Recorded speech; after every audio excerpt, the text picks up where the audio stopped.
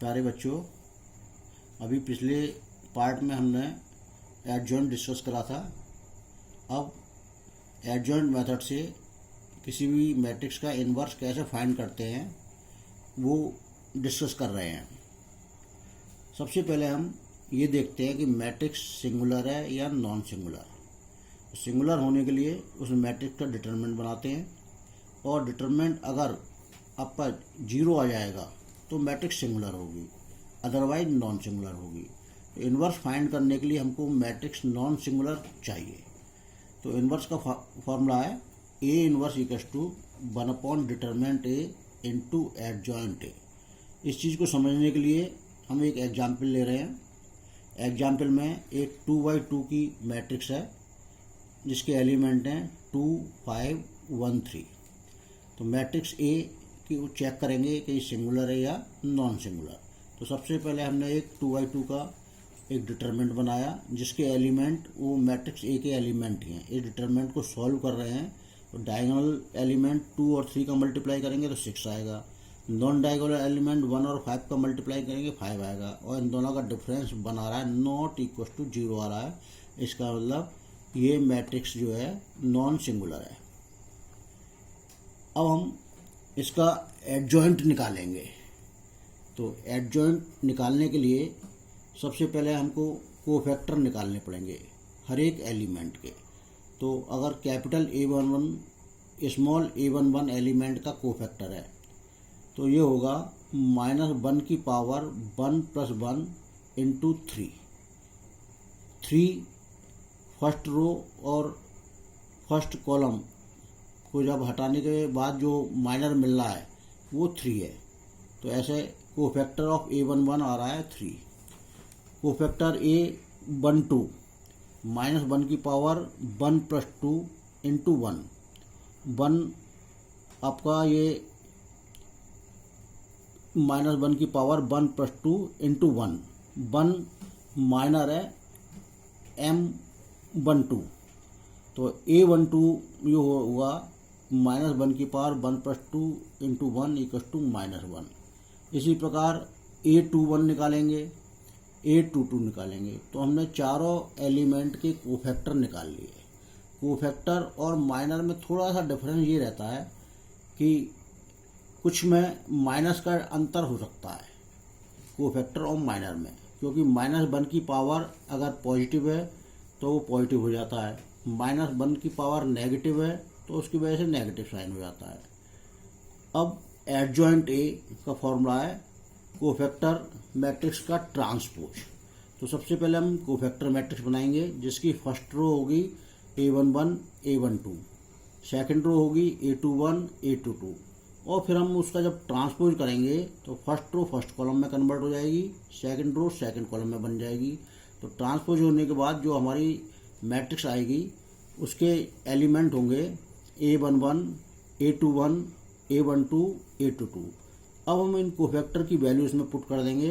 तो A11 की value है 3, A21 की वैल्यू -3, A12 की वैल्यू -1, A22 की वैल्यू 2। इस प्रकार से हमको एक 2×2 मैट्रिक्स का एडजॉइंट हमको मिल गया। तो एडजॉइंट का formula A inverse equal to 1 determinant A into adjoint A।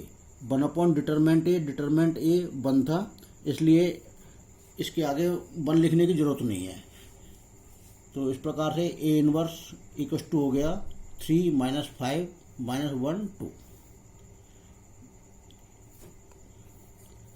अगर कोई भी 2×2 ऑर्डर की मैट्रिक्स है तो उसका एक डायरेक्ट फॉर्मूला भी है जिससे हम A इन्वर्स निकाल सकते हैं। अगर कोई 2×2 ऑर्डर की मैट्रिक्स है उसके element A B C D हैं तो इसका A इन्वर्स होगा 1 determinant A into D B - B C A। यानी हमने क्या करा, सबसे पहले इस डिटरमिनेंट को सॉल्व करा AD - CB, तो 1 AD - BC ये आ गया, इंटू ये जो डायगोनल एलिमेंट हैं उनको इंटरचेंज कर दिया और नॉन डायगोनल एलिमेंट के साइन चेंज कर दिए। इधर B की जगह -B, C की जगह -C। ये डायगोनल एलिमेंट इंटरचेंज कर दिए, नॉन डायगोनल एलिमेंट के केवल साइन चेंज कर दिए, और बाहर जो डिटरमेंट बना उस डिटरमेंट को 1 डिटरमेंट ए, तो ये आएगा A D minus B C. इस प्रकार ये शॉर्टकट फॉर्मूला है, इससे भी हम जो है डायरेक्ट जो है 2x2 ऑर्डर की मैट्रिक्स को सॉल्व करके उसका इन्वर्स फाइंड प्राप्त कर सकते हैं। एग्जाम्पल 2, यहाँ पर एक 3x3 ऑर्डर की मैट्रिक्स है जिसके एलिमेंट हैं 1 0 0 3 3 0 5 2 -1। इसका हमको इन्वर्स फाइंड करना है। तो सबसे पहले हम चेक करेंगे डिटरमेंट ए। तो डिटरमेंट ए सॉल्व करना हम पे आते ही है। सबसे पहले हम फर्स्ट एलिमेंट लिखेंगे 1, इसके बाद फर्स्ट एलिमेंट फर्स्ट रो और फर्स्ट कॉलम को डिडक्ट करने के बाद जो हमारे पास 2x2 का डिटरमेंट होगा उसको सॉल्व कर लेंगे, और सॉल्व करने के बाद हमारे पास आएगा 3 -1 -3 2 × 0 0। फिर सेकंड एलिमेंट लेंगे -0, बाकी सेकंड एलिमेंट की रो और कॉलम को डिडक्ट कर देंगे तो एक डिटरमेंट बनेगा, और 0 का मल्टीप्लाई करने पर वो भी 0 हो जाएगा।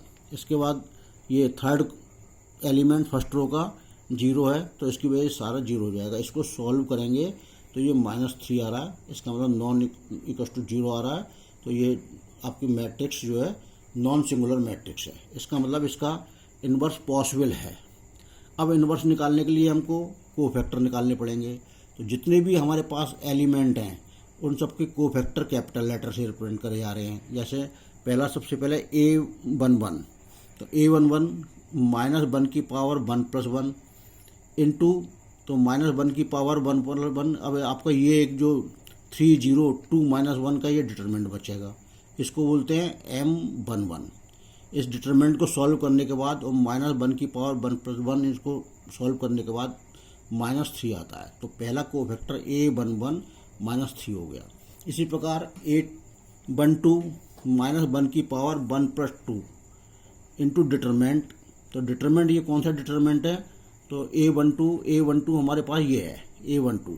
इस रो और इस कॉलम को हम हटा देंगे तो 3 5 0 -1, इस पूरे को सॉल्व करने के बाद 3 आ जाएगा।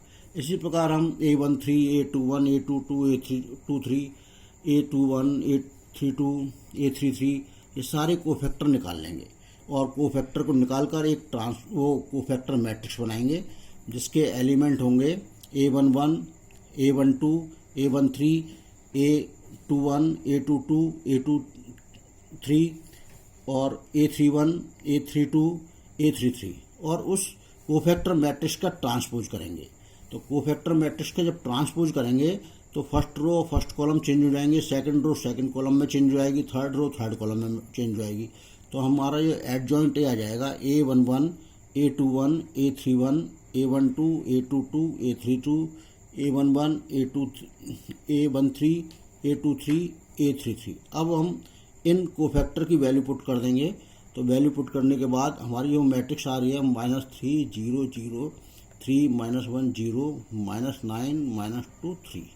इस प्रकार एडजॉइंट ए का फॉर्मूला लगाएंगे हम। ए इनवर्स इक्वल टू होता है 1 डिटरमेंट ए इंटू एडजॉइंट ए। तो 1 डिटरमेंट ए की वैल्यू अभी हमने पहले निकाली थी, वो डिटरमेंट ए की वैल्यू आ रही थी -3, तो 1 -3 हो गया। ये एडजॉइंट ए की वैल्यू ये इससे ये एडजॉइंट ए की वैल्यू आ गई। इस प्रकार से हम किसी भी 3x3 ऑर्डर की मैट्रिक्स का इनवर्स फाइंड कर सकते हैं एडजॉइंट मेथड से।